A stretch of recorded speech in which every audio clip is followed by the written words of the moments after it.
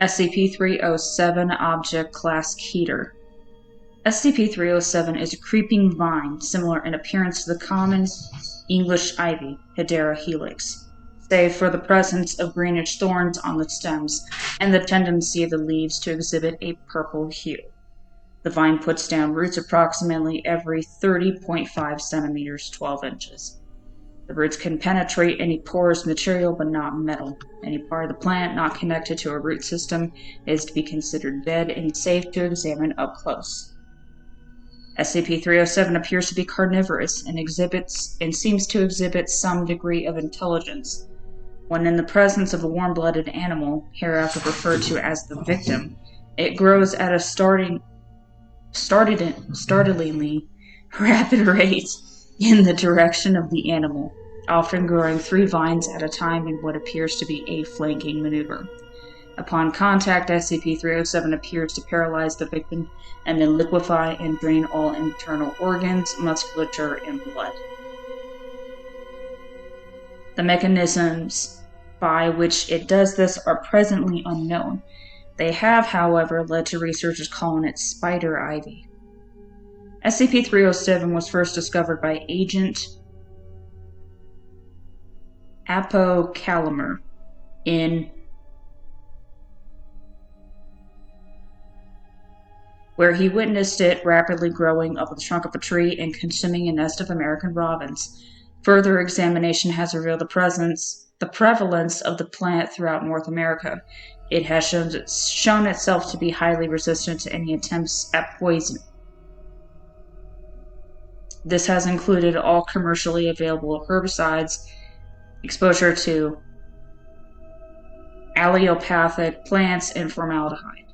Except for the sample obtained for study, the plant has been burned wherever it has been encountered. However, it is very likely that numerous specimens still exist outside of Foundation control. SCP-307 is only kept alive in the hopes of engineering a biological agent to use on the wild population. Document number 307-A, Experiment Logs. Experiment 1. Tray of mealworms introduced to cell. Result: SCP showed no signs of movement. Experiment 2. Chilean rose hair tarantula introduced. Result: SCP showed no signs of movement, did not respond when tarantula climbed onto SCP. Experiment 3. Live mouse introduced to cell. Result: SCP immediately began to grow in the direction of the mouse. 1 vine extended directly towards it, while 2 more grew around and in front of it, effectively surrounding the mouse. Mouse immediately became rigid and stopped moving upon contact with SCP-307. Behavior continued for 26 seconds before the mouse fell on its side, obviously dead. Vines outside the planter were severed, allowing D-Class personnel to collect mouse. Upon retrieval, mouse was noted to appear to be lacking any anatomic structure besides skin and bones. Mouse was taken for further examination. When mouse was dissected, researchers noted a complete absence of blood, internal organs, and musculature. All interior structures were instead replaced with a system of roots, which researchers traced back to the mouse's skull. A single seed was found inside the mouse's otherwise empty brain cavity. Mouse was subsequently burned. Experiment 4. Jar containing 130 aphids introduced. Additional camera added for close-up viewing. Result: aphids proceeded to attach themselves to SCP-307 and feed. SCP-307 did not respond in any visible manner. All aphids were dead within 5 minutes of first feeding. Potential for use as insecticide noted. Addendum 1. Notes of interest taken by Agent Apocalimer during observation at SCP-307. The energy necessary to facilitate such a rapid growth rate would be astronomical, yet SCP-307 seems able to pursue prey regardless of available light or time since it last fed.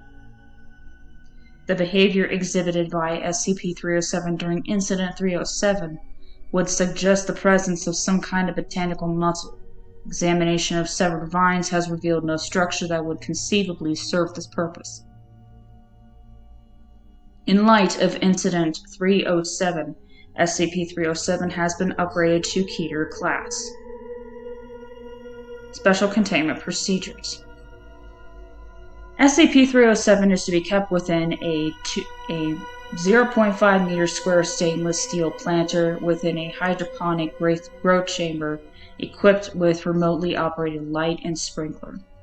The sides of the planter are to be equipped with retractable circular blades, the controls to which must be located outside the containment cell and manned at all times. The hydroponic chamber is to be kept within a 5 meter by 5 meter by 3 meter room with stainless steel walls, floor, and ceiling.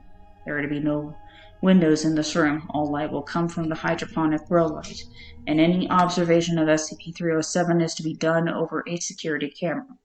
The temperature of the room is to be kept at 15 degrees Celsius to discourage seed production.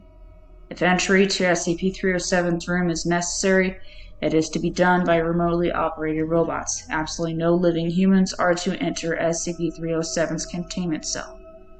If any specimens of SCP-307 are discovered outside the containment cell, they are to be burned immediately until only ashes remain. Any personnel who touches SCP-307 must also be burned.